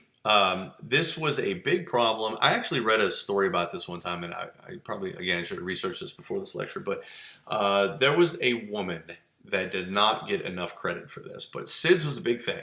I mean, children were dying in their sleep, in their cribs, pretty friggin' often. And nobody understood why. You do autopsies, and everything was fine. So it's like, well, it wasn't, so there's theories, well, babies, the respiratory system's not fully developed yet, so it doesn't take very much to suffocate a baby, right? I mean, you put a pillow over my face, I can just take a deep breath and I can still pull in enough oxygen that I'll be okay, right? But a baby can't do that. So it doesn't take much to smother a baby. So it could be just that. It could be, there was a theory that there were specific chemicals that were in they put some sort of like kind of a flame retardant kind of chemical in the mattress. And that again, with their immature respiratory system was causing a problem. Maybe it's a combination of all of that. And this female researcher, God, I wish I could remember her name. She was looking at different cultures and looking at SIDS, and she saw that in Asia, they had a much lower rate of SIDS than they did in America. So she was like, "Oh, was this something in their diet? Maybe, there's something in like the mother's breast milk that is more beneficial to the baby. Maybe their respiratory systems are not as immature. Or maybe there's all these different things." Turns out it was sleep positioning. So over there, babies sleep on their backs. Over here, we were trained. This was before my generation, but parents were trained to put your child to sleep face down because kids spit up. They drink milk all day long and they have spit up. And if you're laying on your back and you spit up, there was a fear that they would drown in like their own spit up. So put them on their stomach, not a problem. Well, it is a problem because again, underdeveloped respiratory systems laying on your stomach, and as we're seeing now more and more, we get suspects put in a prone position laying on their stomachs, and look how many of them are dying. It is much more difficult to breathe when you're laying on your chest than when you're laying on your back. So that's what was happening to the babies. So she published this thing. Pediatricians started teaching parents to teach them to put their kids to bed with their backs down, facing up. And SIDS, I won't say it went away, but it dramatically declined. And for the most part, it went away. I mean, it still happens from time to time, but there's other underlying issues there usually. But she pretty much saved thousands and thousands and thousands and thousands of babies from prematurely dying because of her research. So, I mentioned research psychologists don't make any money. That's not their motivation. Their motivation is to solve problems, and she did. And that's pretty awesome. All right, this one's in the book, and I don't understand why this is always in the book because this doesn't seem like a psychology-related thing. But restless leg syndrome is the involuntary movement of an extremity, usually one leg. If you notice, if you look at, I don't know if you can tell in the picture, but I'm bouncing the heck out of my leg right now. It's just doing like this. I have that. I can't sit still, completely quiet, and it really sucks. One time, this only happened once. I don't want to be that guy. I was in a movie theater, and I just heard this squeak, squeak, squeak, squeak, squeak, squeak, squeak, squeak. You know how sticky the floors are, right? I'm bouncing my foot, and my foot's hitting the floor, and I realized, oh, I'm being that guy that's super annoying. Sorry, everybody. It only lasted for a couple seconds, but I'm like hyper aware of that. So, it's just a thing people have. All right, last two things. I wanted this chapter to be shorter, so sorry. Meditation. I am a huge fan of meditation, and I hate that it's not more revered in our culture. You go anywhere in the eastern part of the world, Asia and everything, meditation is just part of life. It's a normal thing. They have meditation in school. They have meditation at work sometimes. If you saw somebody meditating, you wouldn't think anything of it, right? But for some reason here, it's almost like we want to stand alone and be different and independent from anything Eastern related. And so we're going to automatically shun it. And it's absolutely crap that we do that. Meditation is a voluntary alteration of consciousness characterized by positive emotion and thought focus. I wasn't always sold on meditation because, again, I'm a product of Western culture, so I believed, like everybody else, that this is just smoke and mirrors and a bunch of mumbo jumbo, right? I remember when I was in high school, I was in theater. Not because I'm a theater nerd. I'm not. There was a girl that I liked. Anyway, so I'm in theater, and this person came in to show us how to meditate because it was supposed to help with performance anxiety or whatever. And so we like laid on our backs, and he did this like meditation thing where he like walked through your body from like your toes, and like he didn't miss anything, like toes, feet, calves, legs, pelvis, stomach. I mean, just literally worked his way up and then down your limbs, and you focused on that and relax it. Went to the next thing, focused on that, relax it. Went to the next thing, focused on that, relax. Then he gave you like a visual, and he talked very soothing, you know. And I never went to sleep, but man, because I mean, I'm listening to his instructions, I'm doing the things that he's saying, but I felt a relaxation I've never felt in my life. And I was really blown away by that. I really liked that a lot. I thought that was cool. So I thought, yeah, there's something to that. But again, immediately I just, whatever, right? Meditation's not for me. So this is kind of weird, and I probably can't do this in this setting. But I guess where I did it again, the same thing happened to me again. I was working for a psychologist when I was doing my practicum and internship, and she was all into mindfulness-based training. This right here, mindfulness-based cognitive therapy.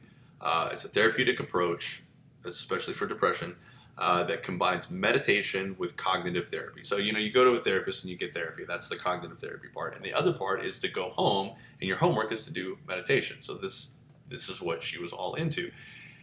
And for whatever reason, I guess I was just being difficult. I was kind of like, meditation. Hey, what do they sit in this yoga pose and go home? You know, that's what we think of, right? Because that's, again, our Western superiority complex coming through. So she sent me to a seminar where we had to do this. And she didn't know what the seminar was other than it was this title. Turns out what they were doing is they were looking for different ways to meditate, and they wanted to try this thing because typically when you meditate, you are sitting still, relaxed, and you can focus on your thoughts, right? Well, what if we could do some sort of meditation where you're not sitting still? What if we could do a moving meditation? So they were exploring this notion, and so they needed guinea pigs for it. So it was a walking meditation. So they found this big park that had a big field, and they wanted you to just basically close your eyes and walk in a straight line, and you had like a spotter that walked behind you to make sure you didn't bump into people or whatever. And all you did was walk in a straight line, but go through the meditation practice, right? And they were kind of the practitioner, and you kind of the practicer or whatever. And so you followed their instructions. So I'm pretty much on board with meditation. I mean, I know that it kind of works, so I'm like, I'm game. We can try this. So we started walking, and they go over how to walk, right? Because they don't want you to shuffle your feet and trip and fall because your eyes are closed, right? So, and if you're scared that you're going to fall, then you can't really get into a meditative state, right? So you have to be able to walk with confidence enough that you're not going to fall or trip. So they spend a little bit of time going over your footwork. And I started walking, and I'm trying to buy into this 100%. My eyes are closed, and I'm listening to them, and all of a sudden they say, put your hands down. And it was one of those things where I'm focused on the other things that they had told me to do, and I heard them make that statement, and it didn't register, right? And then they said it a second time, put your hands down, and it kind of pulled me back a little bit, and I went, what? My hands aren't down. What happened was, as I was walking, right? Let's see if I can do this. As I'm walking, I had come up with my hands like this. And so I was like, why am I'm holding my hands in like this weird position. Turns out, when did you learn to walk? You're 10 months old, you know, maybe a year. Has anybody taught you how to walk since then? No, right? It's just something we do. We don't think about it at all. It's just an automatic action, right? Well, when you go through SWAT school, you have to learn how to walk again because you don't walk the same way, right? If you're looking at your sights, and you have your gun in front of you, and you're clearing a room, and you're looking for threats and that could come from any corner, you don't have time to be looking down at your feet so you don't trip over a coffee table, right? Or a skateboard on the floor, or whatever it might be, right? So you have to be able to walk with confidence that you can move quickly. That's important. You have to be able to move confidently. That's important. Otherwise, you lose focus. And so you have to have good footwork. And so as you're training and you're learning the gun portion of it, how to hold your arms and how to use your sights and trigger all that. You're also having to focus on how you walk. And so we went for hours and hours and hours and hours. You walk heel to toe. You have kind of a squat position. So you lower your center of gravity. You widen your stance a little bit. You take short, kind of almost shuffled steps a little bit. There's a certain way that you do it. So whenever I was going through this walk training, that was a lot of the same stuff. And it brought me back to when I was in SWAT school. And so I'm so focused on thinking the thoughts that I'm supposed to be thinking. I was not at all thinking about the physical side of things. It really did just kind of motor memory and muscle memory and just took over. And all of a sudden I come up and I'm looking like a retard in the middle of this park. I know that's not a politically correct term, sorry. But anyway, that's how I felt. I felt like I looked really, really dumb and I was super embarrassed. But it showed me there's something to this. Meditation freaking works. Modern scientific equipment do confirm body changes, so it is measurable that it changes your body. It does include altered brainwave patterns. You can actually, I can't sit here and go, theta brainwave, bam, beta brainwave, bam, and make my brainwaves. It doesn't work like that, right? But with proper meditation, there's something called biofeedback, right? And you can actually change that stuff. Decreasing your heart rate and respiratory functions, you can do that. Have you ever been like off of a treadmill or something and you're like really out of breath? What do? You just wait, right? Have you ever like gone off there and you try to see how quickly you can get your heart rate back to normal? And so you just, and you try to force that to happen. The first thing you'll do is close your eyes. You'll focus on the breathing and all that kind of stuff, but 99% of the time, if I challenge somebody to try that, one of the first things that they do is they close their eyes. Why? Because it's about your thought. It's about controlling your thoughts. I want to control my body, right? It starts with your mind. So I want to get off that treadmill and I'm like, I can walk around. People put their hands up here or whatever to get more oxygen in your lungs. Okay, that's fine. But if you're really serious about doing it, you're really trying to do it, you're going to close your eyes because it's going to cut out a lot of visual stimulus, which is going to help you focus, and your focus is what allows this to happen. Lower levels of cortisol, which is stress hormone, changes in body temperature. People can actually change their body temperature to some extent. And neuroplasticity. Neuroplasticity is the growth of neurons in your brain. To some extent. So, there's a lot of scientific evidence that meditation is, in fact, a thing. It does actually work. It's just we can't get past that mentality, for whatever reason in our culture, that it's beneficial. And so few people do it. It doesn't really require specific training. It's very helpful. But, you can self-meditate. No problem. So, was one other thing I was going to say about this. One of the questions that they ask if you ever take a polygraph test is, are you trained in biofeedback? Sometimes I'll ask some version of that. And if you say yes, they're going to scrutinize your results a whole lot more stringently because a polygraph test, a lie detector test, it measures your respiration rate. It does so by bands that go across your chest that expand and contract as you breathe. It measures your heart rate, usually with something on your finger. It measures something called your galvanic skin response, which is when you lie, like you're supposed to perspire more. So remember I said the other day that liquid, especially like water-based liquids, conduct electricity faster. So if you have a dry palm or you lie and now you have sweaty palms, it's going to measure the difference in kind of electrical current.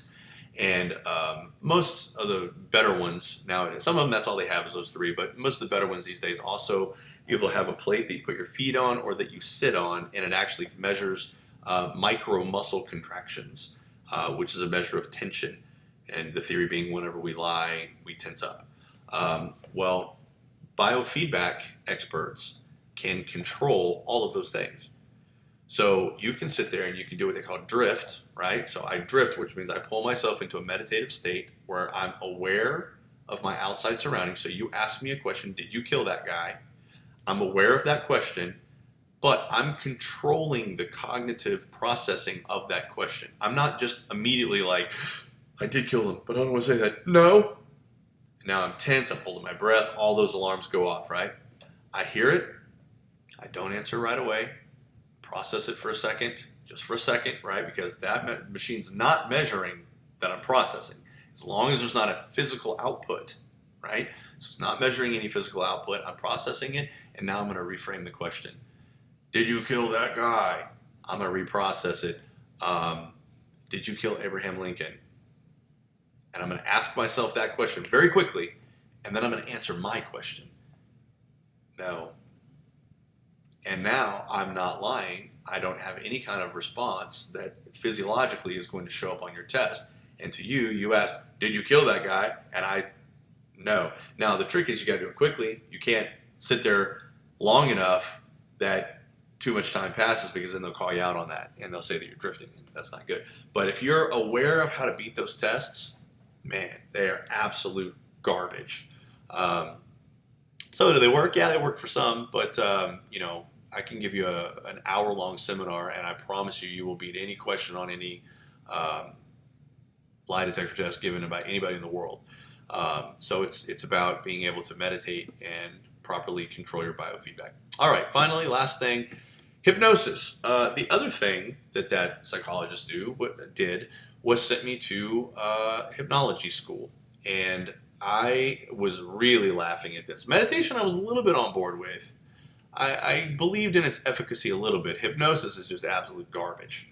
So I made fun of it, and she made me go get certified as a hypnotist. And now what do I think about it? I think it's somewhat garbage for most people, and I think it works for a few people. But really, I think it works for them because it's almost like meditation. So they're very similar.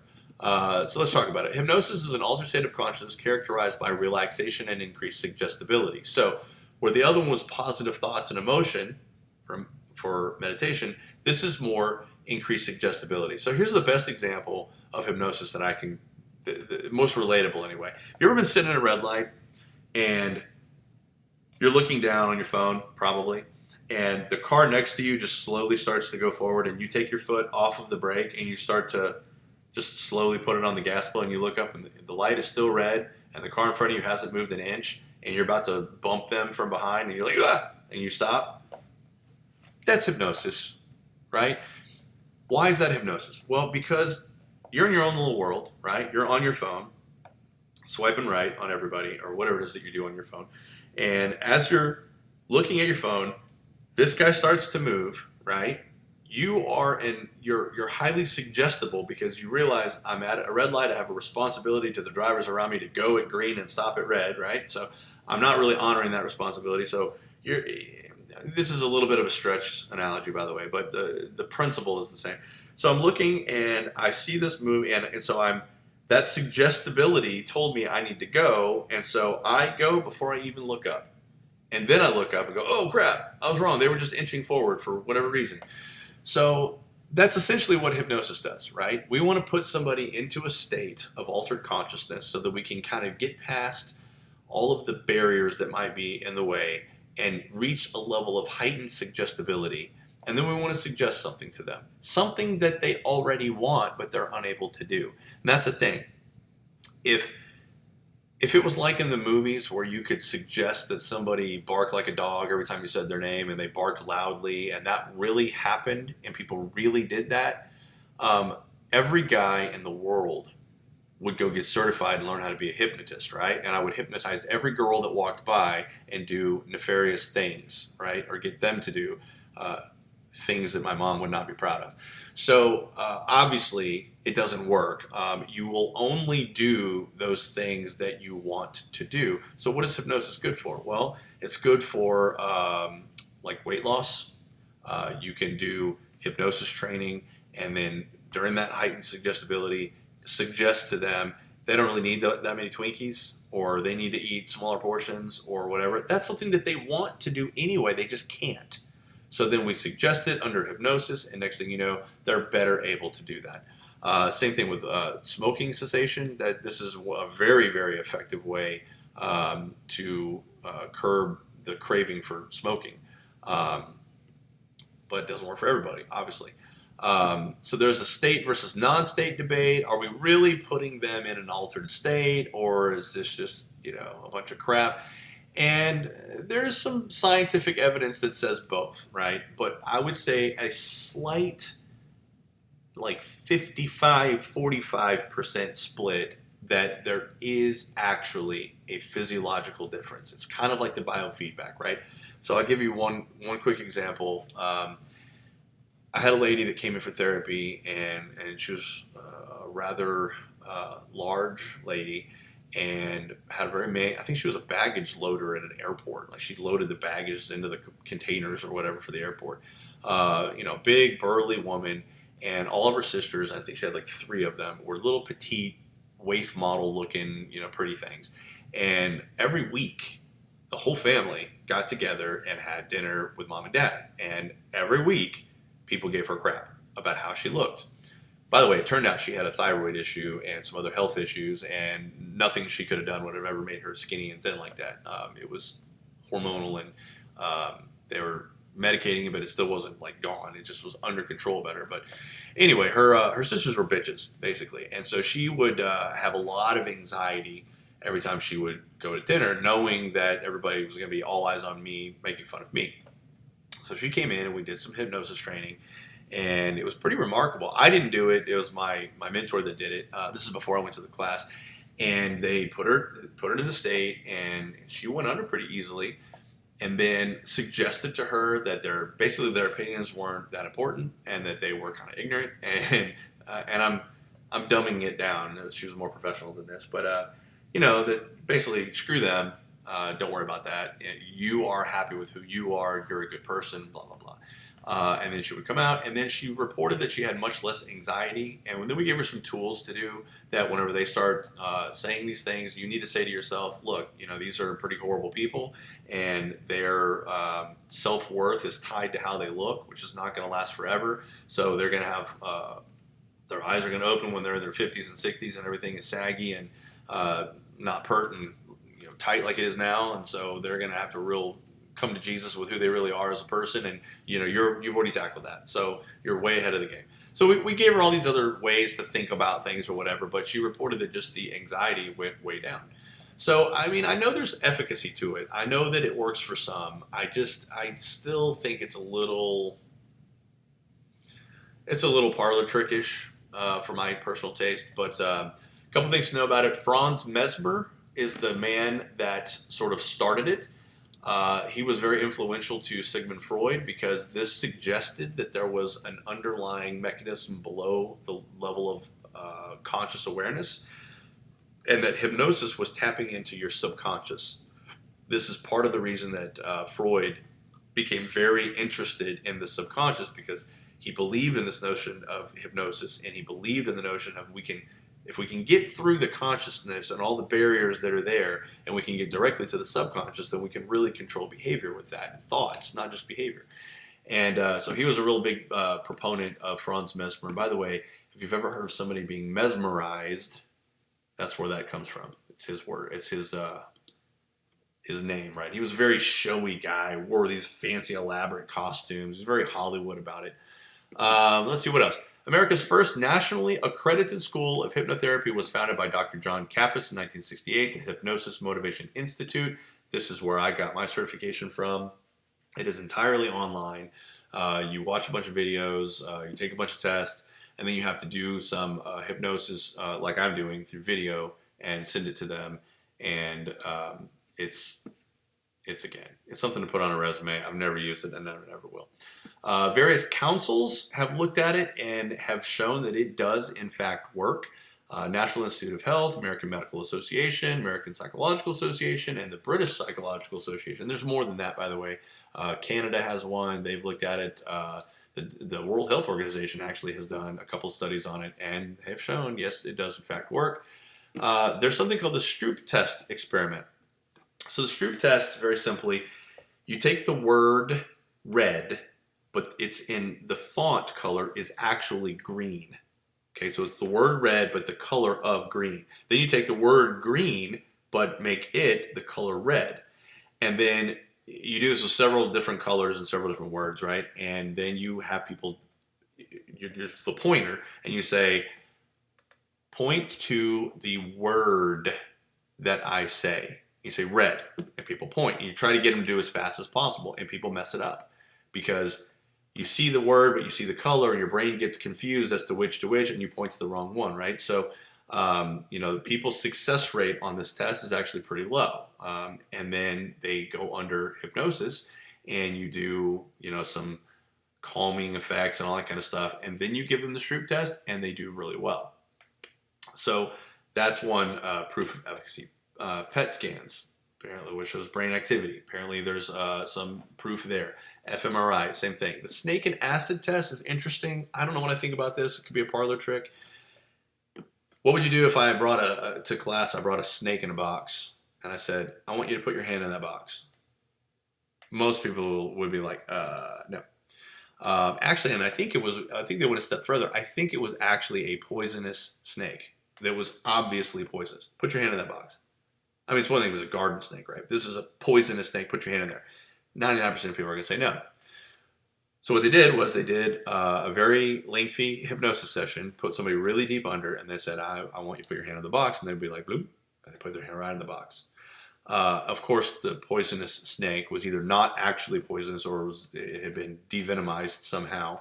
So how do you explain that? The acid one is, here's a bowl of acid, put your hand in it. Well, nobody's going to say yes to that. Put your hand in it after hypnosis, and then they would, because it's not really acid, it's water. So why are people doing it under hypnosis and not before? People argue that this shows to that it lends credibility. That they were hypnotized, whatever. And I don't really think that's the case. I think they feel safe enough with somebody telling you to do it. They know I'm not going to put you in harm's way and make you get bit by a poisonous spider so that you can sue Lone Star and me. It's not going to happen. Right, so there's a certain amount of inherent trust that exists, right? But there is still sort of a cognitive, I don't like snakes and I don't want to touch it thing, so I can't get past that. But then the hypnosis allows me to get past that. So now again, can't hypnotize somebody and say take off all your clothes, right? I don't want to take off all my clothes in front of the class. I'm not going to do that, right? No matter if I'm hypnotized or not. So that's never going to work. Sorry, guys. Athletes are able to ignore serious injuries, certain extent to that. I remember John Jones, who, by the way, I absolutely hate as a human being, but he's a remarkable fighter. He broke his middle toe during a fight and never lost a step. And they kept talking about his toe was broken because the announcers could see it. And I was like, how do they know a toe is broken? That's crazy. He's not lost a step. He's not favoring one leg. He's not limping. He's not doing anything. That's weird. They finally showed a zoomed-in picture, and one of his toes was 45 degrees to the side. It was crazy, right? So, and this isn't the beginning of the fight where maybe you could chalk it up to adrenaline. This is towards the end of the fight where all that adrenaline is already flushed through your system for the most part.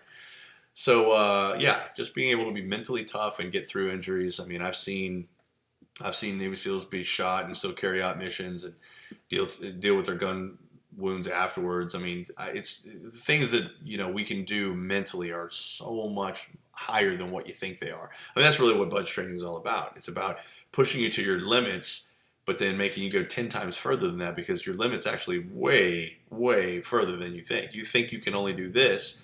Well, that's your mind telling you can't do more. You can actually do way more than what your mind is allowing you to do, right? It's starting to safeguard you, but we can push past those safeguards because we know physically you're capable of way more than what you think you are.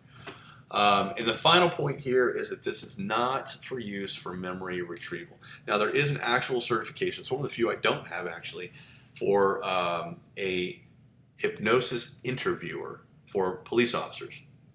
That is a real thing in Texas, and you can get certified for it. But most of the research says that you will not recover real memories that are repressed through hypnosis. I know that flies in the face of everything you know from Hollywood, but that's because that's pop psychology and it's not real. I had a cousin that, I'm just going to put her out there. She said that she was molested by our grandfather. and she was recounting all these events and all this kind of stuff. And that's nothing to laugh about or joke about or blow off, certainly. So everybody was listening. And then she started saying that she could recall times that he had molested our other cousin, who was a male. And I thought, that doesn't fly with what I know from criminology courses and victimology courses about, pedophiles. Like, they don't normally go back and forth between boys and girls. Most people favor one or the other. That's a little strange, right? It's definitely odd. It's not unheard of, but it's odd. And the more she started talking about specific facts, the more I started calling bullshit. And I finally was outspoken about it. And I said, I think she's full of crap. I think she's doing all this for attention. I don't think he ever touched it. And now no criminal charges were brought at this point, but everybody was clamoring that that's what we should do, right? He was disowned by the family and all that stuff. And I wasn't particularly close to him, so I wasn't like fighting for his honor or anything. I just frankly didn't believe her story. And I knew that it was because the level of detail that she was claiming to recall was impossible. She was recalling what she was wearing. She was recalling day of the week, what the weather was like, specific things that he said, words that he used, all these kinds of things. And it's like every time she went in for a session, she came out with a deeper, more robust memory of that one incident. And I was like, that's not how it works. So like a year went by, and the family was getting pissed at me because I was calling her out. They're like, oh, that's so wrong of you. You're a horrible person. Turns out all of it was made up bullshit. She just did it to get attention. Clearly there's something mentally wrong with her, but it wasn't from sexual abuse. That was hot in the news at the time. People had been coming out left and right, celebrities and whatnot, and getting all this attention. And everybody was like, oh, you poor thing. And she was jealous of that and basically did that to the family. So yeah, there's plenty of research that shows that you're not going to dig up repressed memories under hypnosis and remember stuff. But there is some research that shows sometimes if you get past the fear of an event, if you are the victim of an armed robbery, right, there's all kinds of research that shows that you're going to be focused on the threat, which is the gun. If you got a gun in your face, give me all the money, you're going to focus on the gun. So you might not even remember if they were black or white, which seems crazy to us, right? But you've also probably never had a 45 in your face. So if you have a 45 in your face and you can tell there was a little tiny scratch right above the serial number on this side of the gun and had a kind of a smudgy fingerprint on this side of the gun. I mean, I could tell you details about the gun, but I can't tell you if they were black or white. That's hard to wrap our brain around, right? Because there was so much fear in that moment, I just can't focus on it. Now, did I see it? Of course. Of course I saw their race, right? Whether or not they had gold teeth or tattoos or what they were wearing, all that stuff. I saw it. I just wasn't selectively paying attention to it. Well, fortunately, our brain tends to remember some of these details if we can get past the emotion. So the hypnotic interview helps make you feel like you're in a safe place so you can kind of quarantine those emotions just long enough that you can really focus on details. And there's been some success stories of people remembering like a couple digits of a license plate, maybe not the whole thing, but like the first couple of letters or numbers or whatever, because when it happened, they wanted to remember the license plate, so they took a look at it, but then they didn't get the whole thing. And then when the whole thing over, all that emotion comes crashing on you, the fear and all that stuff that you feel. And so, you're not really forming that memory in a very proper way. So if we can deal with the fear through hypnosis and focus on facts, sometimes some of them come to the surface. But, I mean, there's limits to it. And Hollywood takes it obviously to the extreme. And so did my cousin.